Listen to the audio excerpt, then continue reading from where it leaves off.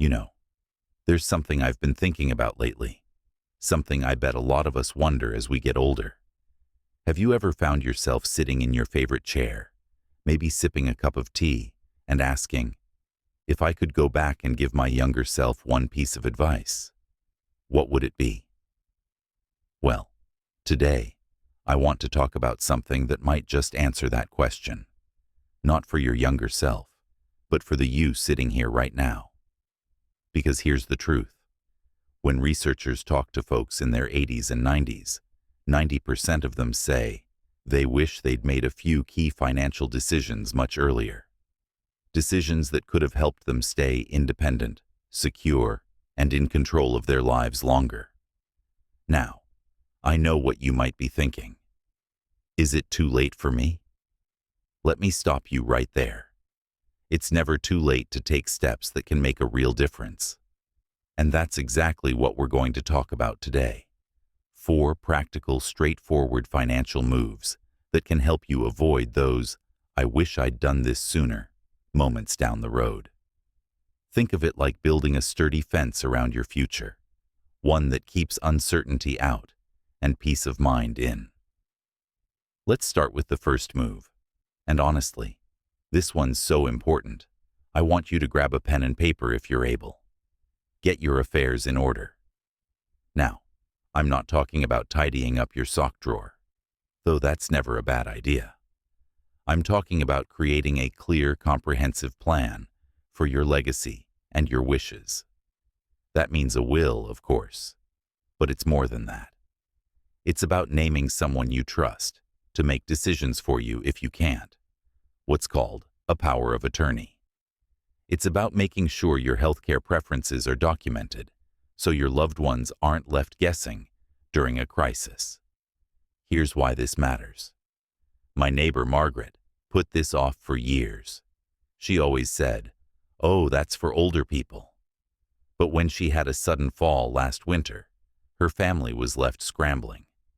They didn't know where her important papers were, what doctors to call, or even her wishes for recovery. It added so much stress to an already difficult time. Now, Margaret's doing better, and the first thing she did was sit down with her daughter and a trusted advisor to get everything sorted. "Why didn't I do this years ago?" she told me. That's the regret we want to avoid. The good news: you don't need a fancy lawyer or a mountain of paperwork to start. Many communities offer free or low-cost workshops to help with the basics. Even something as simple as a 3-ring binder with your important documents, contact lists, and instructions can be a game changer. The key is to start, because having a plan isn't just about you. It's a gift to the people who love you. Now, let's move to the second financial move. And this one's all about protecting your savings from life's unexpected twists. Consider long-term care insurance. I know, insurance isn't exactly dinner table conversation, but stick with me. The reality is, over half of us will need some form of long-term care as we age, whether that's help at home, assisted living, or a nursing facility. And let me tell you, the costs can add up faster than a grandkid running through a candy store. Take my friend Carl. He and his wife, Ruth, worked hard their whole lives. They saved, they invested, they thought they'd covered all their bases. But when Ruth developed dementia, the cost of her care started eating through their savings, like a termite in an old barn. Within a few years, they'd burned through nearly everything. Carl told me, "We never wanted to be a burden on the kids." But here we are. Now, long-term care insurance isn't for everyone. It depends on your health, your budget, your family situation. But here's what I want you to do. Look into it. Talk to a financial advisor who specializes in senior planning. Ask about hybrid policies that combine life insurance with long-term care benefits. Explore options like Medicaid-compliant annuities if your savings are modest. The goal here isn't to scare you. It's to empower you. Knowledge is your best defense against the what-ifs. And here's the thing. Even if you decide it's not right for you, just having the conversation means you're facing the future head-on. That's courage. That's taking control. Now, these first two steps, getting your affairs in order and protecting against long-term care costs, they're like laying the foundation of a house. You might not see the beams and the footings every day, but they're what keep everything steady when the storms come. And you know what? You've already taken the first steps just by listening and thinking about these things. But a strong foundation needs walls and a roof too. So let's keep building, because the next steps we'll talk about are all about creating the life you want, on your terms, for as long as possible. You know, when we started talking about building that sturdy fence around your future, we laid the foundation, getting your affairs in order and protecting your savings from life's curveballs. But a fence isn't just about keeping things out. It's also about creating space for the life you want inside. The kind of life where you can relax on the porch, host family dinners, or finally take that trip you've been dreaming about. That's where our next two financial moves come in. They're all about making sure your money works as hard as you did, so you can enjoy the freedom you've earned. Let's start with the third move. Simplify, simplify, simplify. Now, I'm not just quoting Thoreau here, though he was onto something. As we get older, managing a dozen bank accounts, investment portfolios, or insurance policies can feel like herding cats. And let's be honest, who needs that stress? The goal here is to streamline your finances so they're easy to manage, even if your energy or memory isn't what it used to be. Take my cousin, Frank. For years, he had accounts scattered everywhere. A credit union from his old job, a brokerage account his nephew talked him into, CDs at 3 different banks to chase the best rates. But when his wife passed away, he realized he couldn't keep track of it all. Missed payments, forgotten passwords, statements piling up unopened. It was a mess. Finally, he sat down with a trusted financial advisor and consolidated almost everything into 2 accounts, one for daily expenses, one for savings and investments. It's like a weight lifted off my shoulders, he told me. Now I can actually enjoy my money instead of worrying about it. Here's how you can start. Grab a piece of paper and list every financial account you have. Checking, savings, investments, pensions, everything. Then ask yourself, do I really need all these? Could combining accounts save you fees or headaches? Maybe it's time to close that old 401k from a job you left in the 90s or roll it into an IRA. Consider setting up automatic payments for bills so you never miss a due date. And here's a pro tip. Designate a financial buddy, a child, a niece, a close friend, who knows where your important documents are and can step in if you need help. Simplifying isn't about giving up control. It's about making your financial life work for you, not the other way around. Now, let's talk about the fourth move. And this one's especially important if you're living off savings, pensions, or Social Security. Create a sustainable income plan. Think of it like a garden. You want to harvest enough to enjoy the fruits of your labor, but not so much that you kill the plants. For years, folks followed the 4% rule. Withdraw 4% of your savings each year. Adjust for inflation, and you'll never run out.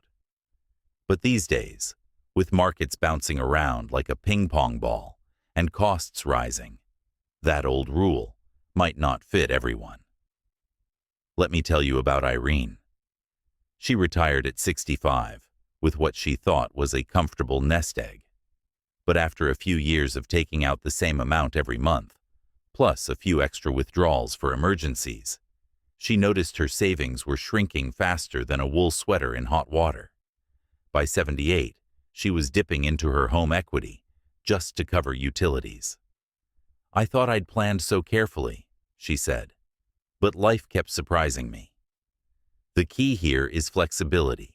Work with a financial planner or use free tools online to stress test your income plan. Ask, what if inflation stays high? What if I live to 100? What if the market drops and doesn't bounce back fast? Look into bucket strategies, where you keep cash for short-term needs, bonds for medium-term, and investments for the long haul. And don't forget about required minimum distributions, RMDs, from retirement accounts. Those penalties for missing them are steeper than a San Francisco hill. But here's the heart of it. Your income plan should match the life you want to live.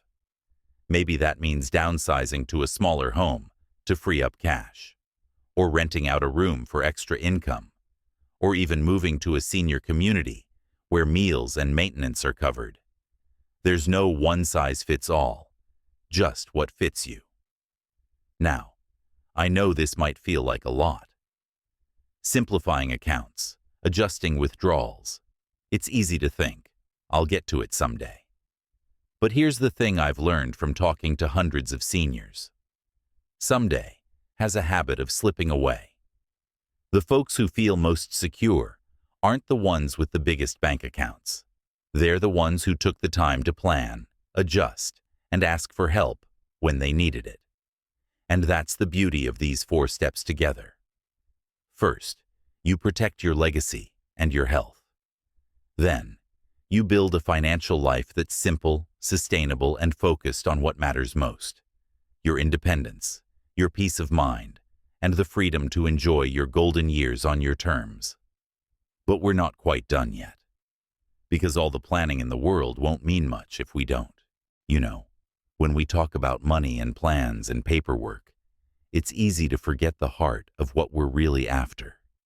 It's not just about numbers on a statement or legal documents in a binder.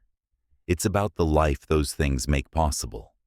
The mornings you spend watching birds at the feeder, the afternoons with grandkids, the quiet pride of knowing you've built something that lasts.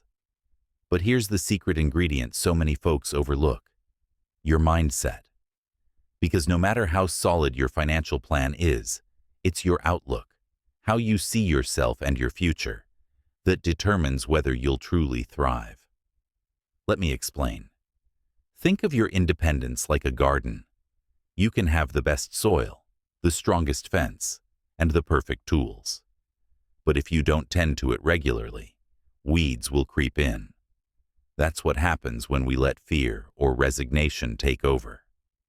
I'm too old to learn this. It's too late to change. Sound familiar? But here's the truth. Your brain's still got plenty of juice. My friend Harold took his first computer class at 82. He said, "I spent my whole life fixing tractors. Why not learn to fix my own budget?"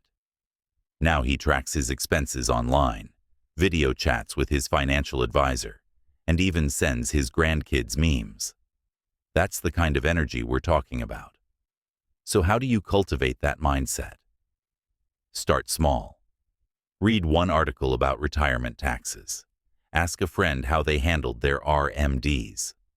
Join a free webinar. Many senior centers host them. Every time you learn something new, you're telling yourself, "I've still got this." And that confidence? It's contagious. But here's the other piece of the puzzle: community. We weren't meant to figure life out alone, especially as we get older.